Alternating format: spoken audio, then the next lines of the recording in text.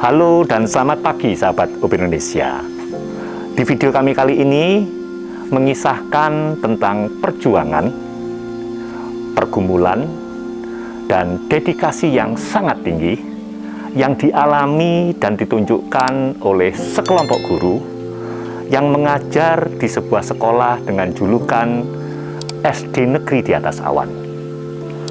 Dengan segala tantangan dan keterbatasan yang mereka miliki ketika mengajar, ternyata tidak pernah sedikit pun menyurutkan langkah mereka untuk selalu memberikan yang terbaik demi mewujudkan cita-cita dari anak didik mereka yang amat mereka sayangi.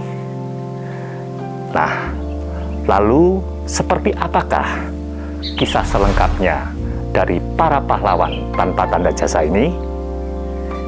Mari kita simak liputannya berikut ini.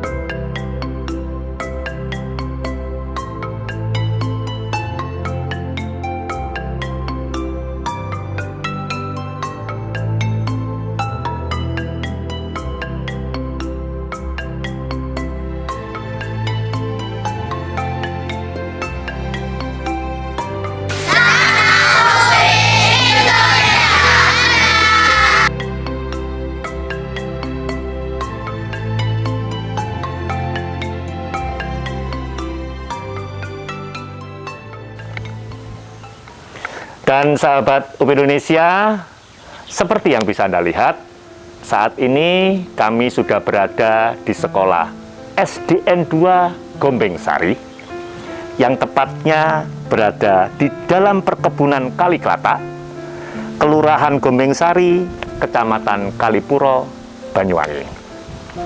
Salah satu sekolah yang menurut kami mempunyai view pemandangan terbaik sekabupaten Banyuwangi nih. Betul ya, Pak? Betul, betul. Oke. Atau Jawa Timur mungkin? Bisa jadi. Oke, bisa jadi. Sepakat ya? Yes. Luar biasa sekali. Luar biasa indahnya, sahabat UP Indonesia, sekolah SDN 2 Gombeng Sari ini. Di sini juga sudah bersama dengan kita semua 5 orang guru yang mengajar di sekolah ini. Tidak semuanya bisa hadir memang, karena dari info yang kami dapat, ada seorang guru yang tidak masuk hari ini ya Bu ya. Baik. Dan langsung aja kami akan perkenalkan kepada Anda satu persatu, siapakah beliau-beliaunya ini. Dimulai dari yang di samping saya persis, ada Pak Agus Faisin SPD. Ya, betul. Selamat pagi Pak Agus. Ya, selamat pagi. Baik. Pak Agus, bisakah diceritakan sejak kapan Pak Agus berada di tempat ini dan mengajar apa Pak Agus ini? Saya di sini mulai tahun 2019. 2019, sekitar 4 tahun ya Pak Agus? Kurang Ya. lebih sekitar 4 tahun. Mengajar apa Pak Agus? Basic saya adalah guru olahraga. Guru olahraga? Guru olahraga. Baik. Bukannya mantan atlet tapi ya dulu ya? Bukan. Bukan? Mantan atlet tapi atlet gagal dulu. Oke. Merendah sekali beliaunya ini sahabat Indonesia. Baik, baik. Lalu sebelum mengajar di sini, pernahkah mengajar di tempat lain Pak Agus? Iya, pernah kok, pernah. Pernah ya? Pernah, Di mana itu Pak Agus? Di SDN 2 Telmung. Baik, baik. Lalu yang di samping Pak Agus ada Bu Dwiana Medianita SPD SD. Halo, Oke. Apakah itu SPD SD? Sarjana Pendidikan Sekolah Dasar. Baik. Saya baru dengar soalnya. Mohon maaf. Kalau Bu Dwiana ini sudah sejak kapan mengajar di tempat ini? Saya di sini sudah 20 tahun. Lama sekali. Iya, semenjak tahun 2004. Menjadi guru kelas selama 20 tahun? Awalnya 10 tahun saya menjadi guru honorer. Guru honorer. Ya, kemudian diangkat dan ditempatkan di sini. Luar biasa, saya tepuk tangan untuk itu. Sudah 20 tahun ya di tempat ini ya. Baik, Ya. baik. Lalu yang di sebelah Bu Dwiana, bunda kita rupanya ini yang paling senior. Ibu Tintawati Ismaningsi SPD SD juga. Ya. Oke. Halo. Yang akrabnya biasa dipanggil dengan Butin nih. Ya, Kalau Butin, bisa diceritakan Butin sejak Saya- kapan? saya ini Mengajar di mulai sini. 2001. Tahun 2001 sudah 24 tahun. Wah, luar biasa. Paling senior di sini nih. Ya, ya, Oke. ya. Lalu mengajar apa, Butin? Saya mengajar di kelas 1. Kelas 1 ya. Ya. Itu berarti guru kelas. Ya, guru kelas. Mengajar semua mata pelajaran ya? Iya. Oke, keren. Wah. Yang di sebelah Butin ada Bulika Fitrianingsih SPD. Halo. Kalau background dari Bulika sendiri seperti apa? Sudah sejak kapan mengajar di sini? Saya mengajar di sini sejak 2016 kok. 2016, oke. 2016. Cukup lama juga, sekitar 7-8 tahun ya? Ya. Baik. Mengajar apa, Bulika? Mengajar guru kelas juga. Guru kelas yang artinya mengajar semua mata pelajaran? Ya. Baik, luar biasa. Lalu, sebentar. Ini ada yang ingin saya tanyakan sejak tadi nih. Apa kok? Kenapa Butin dan Bulika ini seragamnya beda nih? Kita ini ASN PPPK, ASN PPPK. P3K. Kerannya itu P3K itu loh. Oke. Setahu saya P3K itu ngomongin perban, obat merah, bukan ya? Ya, betul. Apa itu kepanjangan PPPK? Pegawai pemerintah dengan perjanjian kerja. Ada kontrak kerja, Ya, seperti itu ya. kontrak kerja. Dan Bulika, kontrak kerjanya di sini sampai kapan?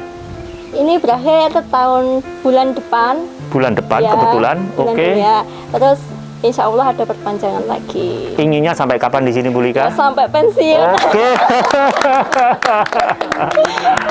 Lalu yang di ujung, sahabat Indonesia, adalah Bu Wahyu Rizky Kurnaini, SPDSD, yang merupakan Ibu Kepala Sekolah rupanya. Selamat pagi, Ibu. Halo. Kalau boleh tahu, Bu Wahyu sendiri sudah sejak kapan berdinas di sini? Saya di sini mulai tahun 2015. 2015, sekitar 8 tahun ya, Bu? Ya. Oke, sebelum di sini berdinas di mana, Bu? Sebelum di sini saya mengabdi di SD Negeri 2 Kelir, Kecamatan Kalipuro. Oke, Terus saya ditempatkan di sini karena saya diangkat menjadi pegawai negeri. seperti itu ya. Ya.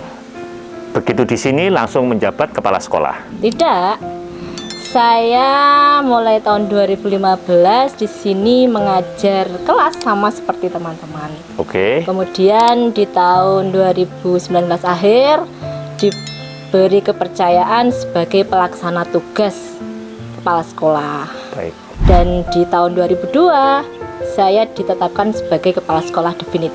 Baik, baru aja ya. Ya. Selamat kalau begitu, Bu.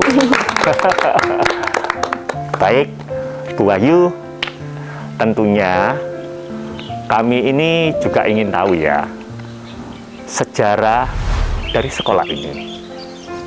Sejak kapan didirikan dan bagaimana ceritanya ada sekolah negeri yang lokasinya berada tepat di tengah-tengah perkebunan. Seperti apa itu ceritanya, Bu? Mungkin Iya. bisa dijelaskan, silakan. Ya, teman-teman, saya sendiri dulu sebelum ditempatkan di sini, Oke. saya juga tidak pernah tahu bahwa ada sekolah di tengah-tengah apa kalau awal saya kesini itu di tengah hutan karet Oke. saat itu. Baik, Tapi sekarang sudah berubah menjadi terang benderang seperti ini. oke, Jadi menurut data yang saya baca setelah di sini, Baik. sekolah ini berdiri mulai tahun 1956. sudah lama sekali ya. Heeh. Oke, Beberapa tahun setelah Indonesia merdeka begitu. baik, Dan menurut cerita masyarakat sini, oke, awalnya sekolah ini berada itu untuk mengayomi anak-anak warga perkebunan. Seperti Jadi itu ya. mereka yang bekerja di perkebunan ini merasa bingung anak-anaknya mau disekolahkan di mana. Baik. Jadi pemerintah menetapkan atau mendirikan sekolah di tempat ini. memfasilitasinya ya. Iya. Karena memang kalau kami lihat posisinya ini agak jauh dari perkotaan. Jauh sekali. Kita Jauh sendirian. Jadi seperti Dari itu ya. warga saja jauh, jangankan dari Baik. kota, kita aja dari Baik. warga jauh. Baik, jadi sejarahnya seperti itu ya, Bu. Iya. Adanya sekolah SD di sini nih awalnya untuk mengakomodasi terkait pendidikan anak-anak dari para pekerja di sini Iya. ya. Dan itu sudah dibangun tempat ini sejak 1956. 1956. Sudah sebagus inikah waktu itu? Belum, ini Oke. baru saja dapat rehab di tahun 2020. 2020. Iya. Oke. Saya nggak bayangin kalau dulunya seperti apa ini. Tapi sekarang setidaknya keren. Alhamdulillah, itulah Baik. perjuangan pemerintah ya. Baik. Lalu Bu Wahyu, ada berapa muridnya di sini? Kalau saya mau menceritakan masalah murid ini miris sekali ya. Oke. Siswa kami hanya ada 25 siswa dari kelas 1 sampai kelas 6. Bukan satu kelas loh 25 siswa itu, tapi kelas 1 sampai kelas 6 hanya ada 25 siswa. Seperti itu ya, Bu. Ya, itu yang buat kami miris. Berarti di tiap kelas cuma ada sekitar 3 sampai 5 orang. Iya, ada yang 2, ada yang 3, 5, paling banyak 8. Seperti itu ya. Kenapa Iya. bisa sedikit seperti itu ya, Bu ya? Apakah sejak dulu memang segitu atau bagaimana? Mungkin bisa diceritakan, Bu? Kalau saya mendengar dari teman-teman yang sudah lama di sini, Oke. dulu itu setiap kelas mampu berkisar 50 anak. Oke. Tapi setelah saya di sini tahun 2015, sekolah ini masih ada sekitar per kelas itu 20 anak masih ada. Di Di tahun 2015 itu ya? Iya. Lalu kenapa bisa sampai merosot segitu tajam ya? Saya melihat bahwa sekarang ini banyak buruh perkebunan itu yang sudah tidak tinggal lagi di sini. Jadi mereka pindah dan membawa semua keluarganya. Jadi di sini tinggal beberapa kakak begitu. Seperti Jadi anak-anak itu hanya dari mereka, dari beberapa buruh yang masih ada di sini. Seperti itu ya, Bu? Iya. Berarti terkait banyak tidaknya tergantung kondisi masyarakat yang ada di sini ya? Iya, dan sekitarnya yang dekat lah. Oke, seperti itu ya, Bu. Dan bagaimana cara mengantisipasi itu ya? Untuk kedepannya seperti apa kira-kira? Dari beberapa tahun ini kami berupaya sih, berupaya untuk mendapatkan siswa yang banyak. Oke, Maksudnya yang banyak itu ya lebih dari apa yang kita terima beberapa tahun ini. baik. Kendala yang pertama itu di sini jauh dari TK. Jadi kebanyakan masyarakat yang anaknya yang sudah tidak sekolah TK di sini tidak mungkin mau sekolah di sini. Oke, Jadi kita itu bingung bagaimana kita turun ke masyarakat, mengajak lah, mari sekolah ke sekolah kami. Itu banyak sekali pertimbangan. oke, Satu, mungkin letaknya sangat jauh. Kalau warga sini pasti ke sini, tapi Oke. yang agak-agak jauh itu masih berpikir. oke. Nah, jadinya apa yang harus kita lakukan kembali untuk anak-anak bisa ke sini? Oke, Pastinya dengan kreativitas Bapak Ibu guru semua. oke. Tetapi setelah saya lihat lagi, survei lah setiap tahun itu bahwa SD seberang berapa jumlah muridnya setiap ada murid masuk ya, sekitar 8. Seberangnya lagi 4. Kita mungkin ya sekitar 4 lah untuk tahun ini. Berarti saya berpikir memang masyarakatnya gak ada. Seperti Usia itu ya anak berarti sekolah ya. itu tidak ada. Karena di sekolah-sekolah tetangga ternyata juga sedikit juga. Iya. Oke. Begitu. Lalu upayanya apa? Dari situ kami semua berupaya tidak perlu memikirkan bagaimana sekolah ini banyak murid. Tetapi dari murid yang sedikit itu kita upayakan menjadi yang terbaik. Hanya itu. Setuju. Itu ya. Ya. Dan juga saya lihat rupanya ini yang perlu kami klarifikasi. Dari tadi seakan-akan kami fokusnya hanya ke anak-anak SD aja. Tapi saya juga melihat rupanya ada sekolah TK di sini ya. Yeah. Itu salah satu cara untuk mengantisipasi rupanya Iya ya. juga. Itu tadi ya Bu ya. Iya. Oke. Baik Bu Ayu. Lalu kalau dengan melihat jumlah murid yang relatif sedikit seperti itu, pertanyaan saya selanjutnya begini. Adakah perbedaan Bu Wahyu terkait dengan proses belajar mengajar di tempat ini dibandingkan dengan sekolah SD negeri yang lain? Yang muridnya banyak maksud saya. Adakah perbedaan Bu Wahyu? Kalau untuk tugas itu sama. Oke, Bapak Ibu guru mengajar sesuai porsinya. baik. Tapi yang membedakan adalah pengadaan sarana dan prasarana. Di sekolah besar, mungkin mereka bisa mendatangkan guru dengan basic, maksudnya begini, guru itu kadang di sekolah ada pelajaran kesenian. Oke, Yang setiap guru itu tidak memiliki bakat di situ. Jadi Oke. sekolah besar bisa mendatangkan ahlinya. oke. Kita terkendala dana tidak bisa mendatangkan seperti itu.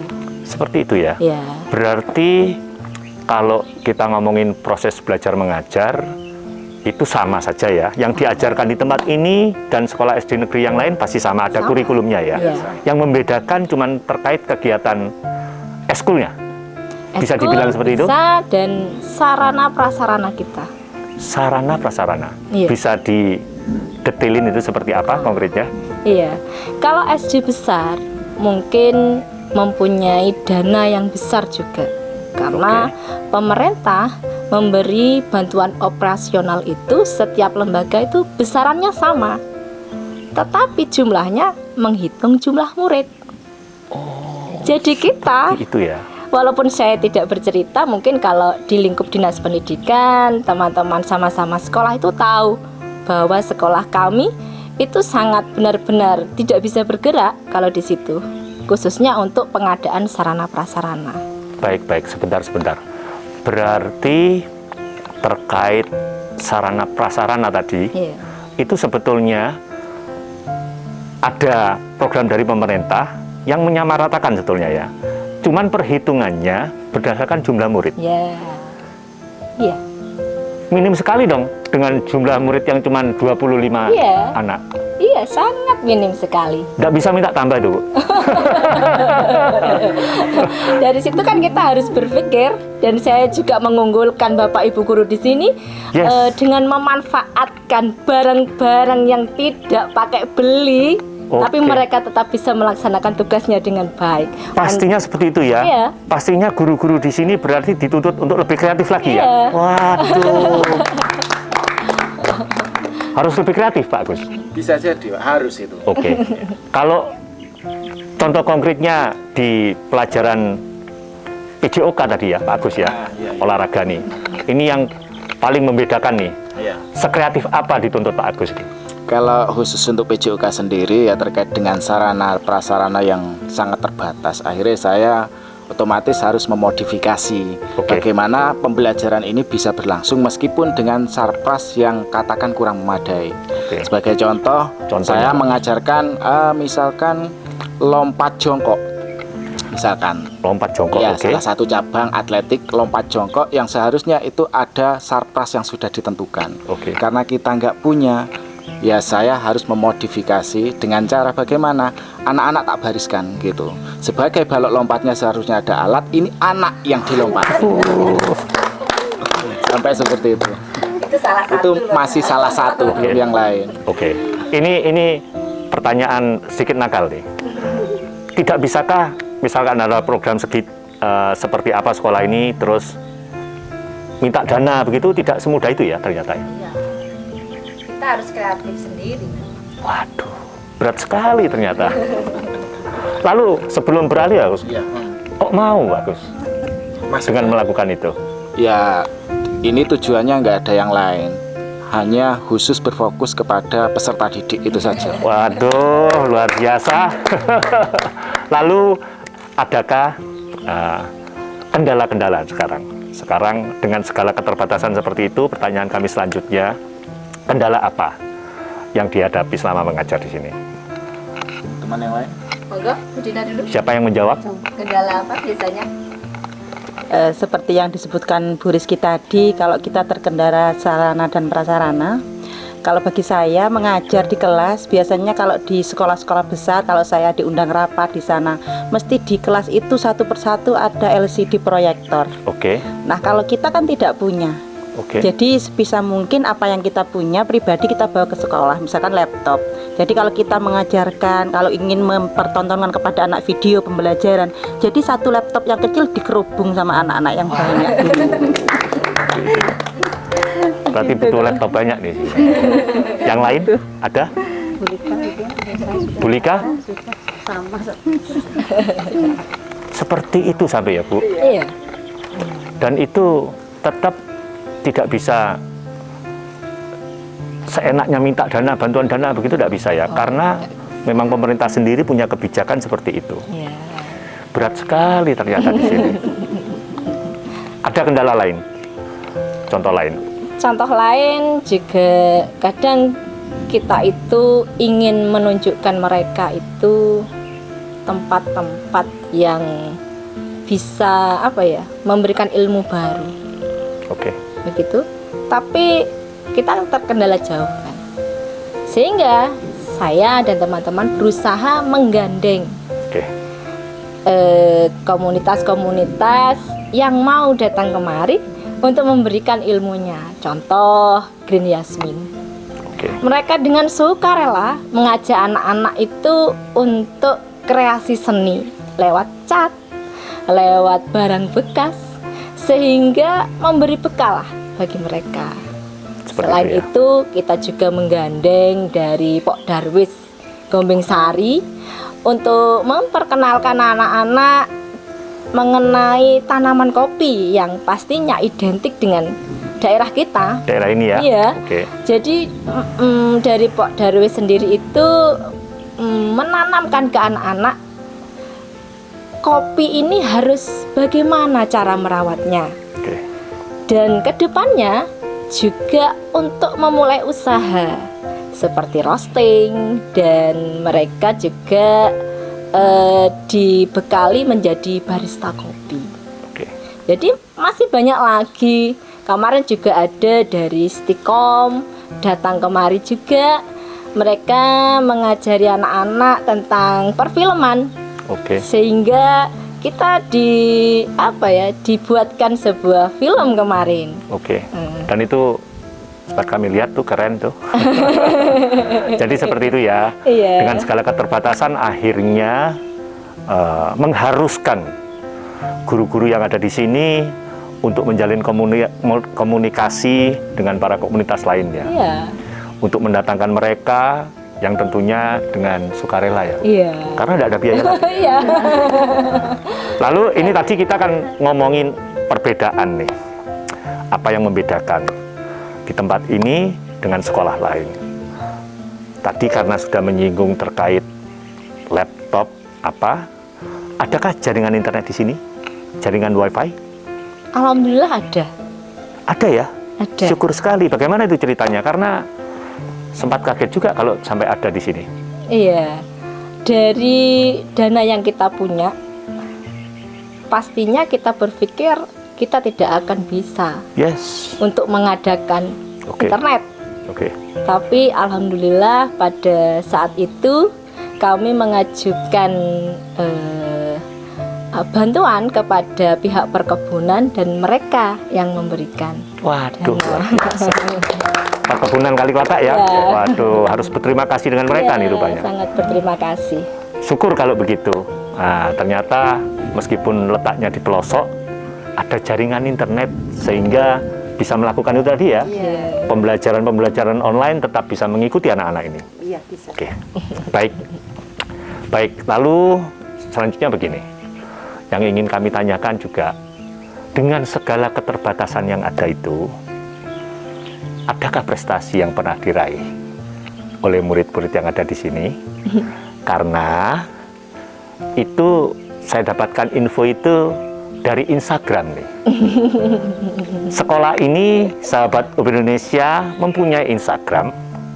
Instagram mereka adalah SDN 2 Gombeng Sari, seperti yang tertera di layar. Jadi mari follow ya, follow, ikuti dan support kegiatan mereka ya, agar mereka bisa terus semangat nih untuk berkarya, seperti itu ya. Ya. Oke. Terkait hal itu mungkin bisa diceritakan, karena saya melihat itu Bu Wahyu ada 2 anak kalau tidak salah yang meraih prestasi. Mungkin prestasi apa saja yang pernah diraih oleh siswa-siswa atau mantan siswa yang pernah bersekolah di sini? Iya. Itu yang ada di IG itu anak-anak yang mendapatkan prestasi setelah IG itu dibuat. Oke. Di sebelum itu anak-anak kami memang sering berprestasi. Betul. Iya. Mungkin bisa disebutin Bu. Lomba menggambar, di situ ada lomba. Kita kalau gerak jalan, walaupun di tengah desa dulu pernah mendapat juara kabupaten, Oke. walaupun hanya di sini. Oke, luar biasa. Terus dengan kegigihannya Pak Agus, juga dengan kreativitasnya yang seperti itu, dia juga bisa mengantarkan murid kita juara 1 tingkat kecamatan di bidang atletik 2 kali. 2 kali Pak. 2 kali. Waduh, Dan yang keren. terakhir, karena basicnya Pak Agus ini di bola voli, dia juga bisa mengantarkan muridnya juara 3 kabupaten di bidang bola voli. Luar biasa Pak Agus. Yang lain juga hebat, Oke, masih tahap perjuangan. perjuangan begitu. ya. Hebat, pokoknya guru-guru kami sangat hebat, luar biasa. Mau debat tentang itu. Dan saya juga percaya kalau berdasarkan cerita dari Bu Wahyu tadi, mengingat sekolah ini juga berdirinya sudah lama ya, pastinya saya percaya juga ada banyak mantan murid dari sekolah ini yang sudah berhasil ya. tahun 56 tadi ya. Iya. Itu sebuah perjalanan yang panjang. Seperti itu ya. Iya. Dah, tuh sahabat Indonesia. Sekali lagi statement dari Bu Wahyu tadi menegaskan bahwa dengan segala keterbatasan yang ada, kalau kita mau terus berjuang ya Bu Wahyu, Iya. tentunya kita tetap bisa sukses dalam hal apapun. Seperti itu ya Bu? Baik, baik. Luar biasa. Lalu Bu Wahyu, yang kami ingin tahu juga terkait harapan nih sekarang. Apa yang Bu Wahyu harapkan untuk kedepannya terkait dengan sekolah ini? Harapan saya tuh banyak sekali. Ada banyak? Ya. Boleh? Ya. Kita ada waktu untuk menjelaskan semuanya. Ada 10, 20? Silakan. Keinginan tuh banyak. Yang Oke. pertama pastinya adakah nanti perhatian lebih dari pemerintah ke kami? Mereka harus tahu kami dengan ikhlas hati berjuang demi mereka. Tolong support kami. Tentunya seperti Karena itu di setiap perjalanan itu kami sudah berusaha mengikuti aturan pemerintah. Semua program-program pemerintah kita laksanakan. Jadi kami mohon ada perhatian lebih lah kepada kami. ya. Tentunya seperti itu ya Bu. Ya, Kalau dari cerita tadi, tentunya terkait perkembangan anak-anak ini, tentunya misalkan lebih lagi disupport, supportnya lebih besar, tentunya anak-anak ini saya yakin prestasinya juga akan lebih banyak ya. Lalu apa lagi harapannya? harapan yang kedua juga sarana prasarana itu bisakah kami dapatkan cuma-cuma lah dari pemerintah. Itu. Memangnya selama ini seperti apa? Maksudnya cuma-cumanya bagaimana maksud Bu Ayu? Maksudnya selama ini kan dana yang diberikan pemerintah kan hanya bantuan operasional. Oke. Jadi dari situ kita harus mengelola Oke. untuk operasional dan pengadaan barang. Oke. Kalau hanya dananya sedikit, sarana apa yang bisa kami beli? Oke. Gitu ya. Iya. Jadi sarana dengan harga yang bisa kita jangkau aja, yang bisa kita dapatkan. Oke. Tentunya seperti itu. Gitu. Oke. Lalu Bu, ada apa lagi? Dan mudah-mudahan harapan saya juga komunitas-komunitas yang ada di seluruh Indonesia, mari membantu kami. Oke. Berilah sumbangsih kami ilmu-ilmu untuk anak-anak. Oke. Datang berkunjung ke sini, Gitu. memberi pembelajaran kepada anak-anak itu apa saja. Berarti welcome ya sekolah ini ya. Tentunya seperti itu ya sahabat Indonesia. Mudah-mudahan siapapun yang melihat video kita ini Bu, nantinya bisa tergerak dan mau berkunjung ke tempat ini dengan memberi pembelajaran kepada anak-anak. Ya. Baik, itu saja Bu. Saya pikir ada 20 tadi. Kalau Saya dari yang lain, kalau memberi dari yang lain. kesempatan bagi yang lain, monggo. Yuk. Jangan Bu Wahyu aja dong. Kalau saya ingin sekolah ini maju dan banyak muridnya lagi seperti dulu. Tentunya seperti itu ya Bu. Iya, iya. Harapan kita semua. Ada yang lain Bu? Tidak ada? Bulika, Oke. sudah Bulika. Bu Lika. Harapan saya untuk sekolah ini tetap beroperasi sampai saya pensiun. Sampai rupanya sudah sangat cinta. Kerasa. Bentar Bu Lika. Ini harus sebentar Bu Lika, jangan digeser dulu. Ini harus dikorek. Kenapa Bu Lika sampai menyampaikan hal seperti itu? Ingin pensiun di tempat ini.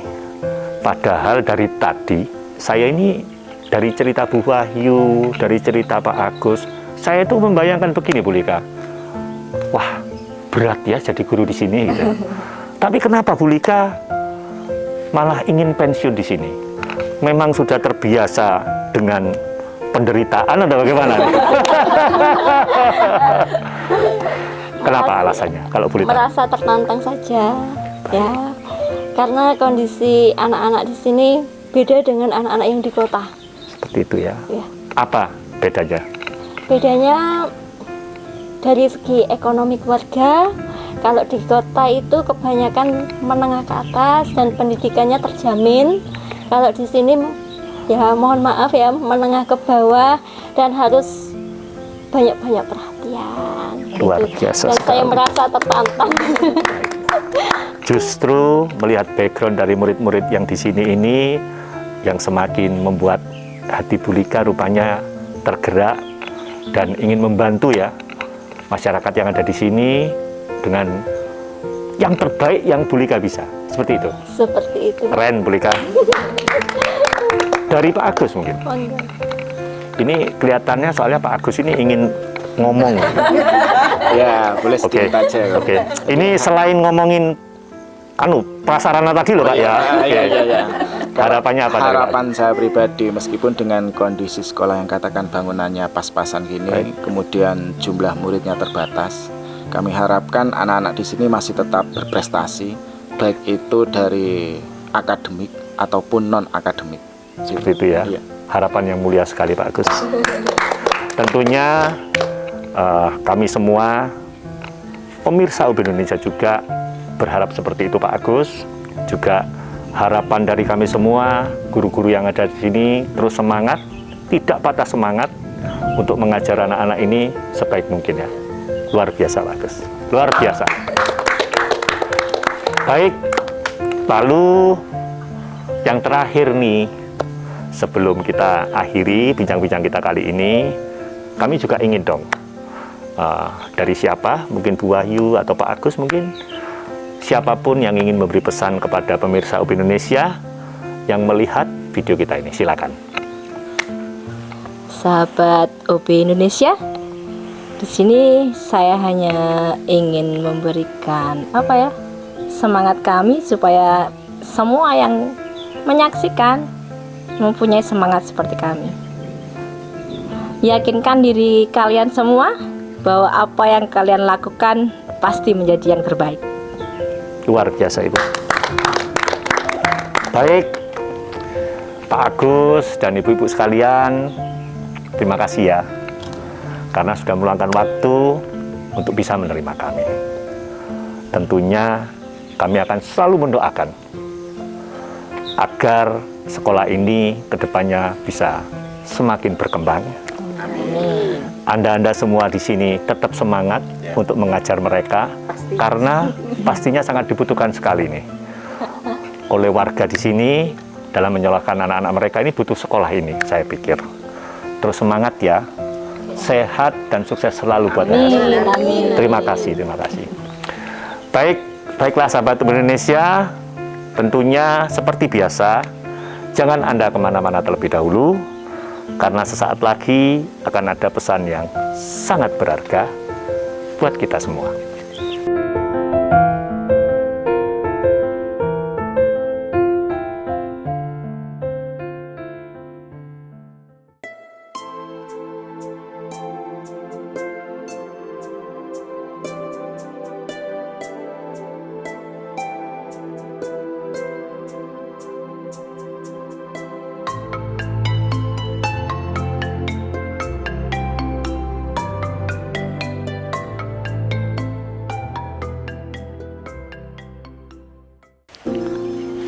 Setelah mendengar kisah mereka tadi, tentu kita tak bisa membayangkan apabila sekolah mereka sampai ditutup.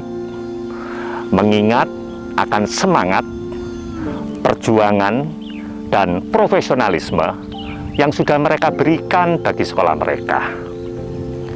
Alih-alih menyerah pada keadaan, mereka justru melakukan hal yang sebaliknya. Mereka memilih untuk tetap bertahan dan menghadapi segala tantangan yang ada dengan menunjukkan kreativitas yang seakan tak ada habisnya. Dan itu semua mereka lakukan tentu saja demi mewujudkan cita-cita dari murid-murid mereka yang amat mereka kasihi. Untuk itu, atas dedikasi mereka yang luar biasa ini, tentu tak salah jika pada mereka kita sematkan predikat sebagai pahlawan tanpa tanda jasa. Sekian jumpa kita kali ini. Salam OB Indonesia.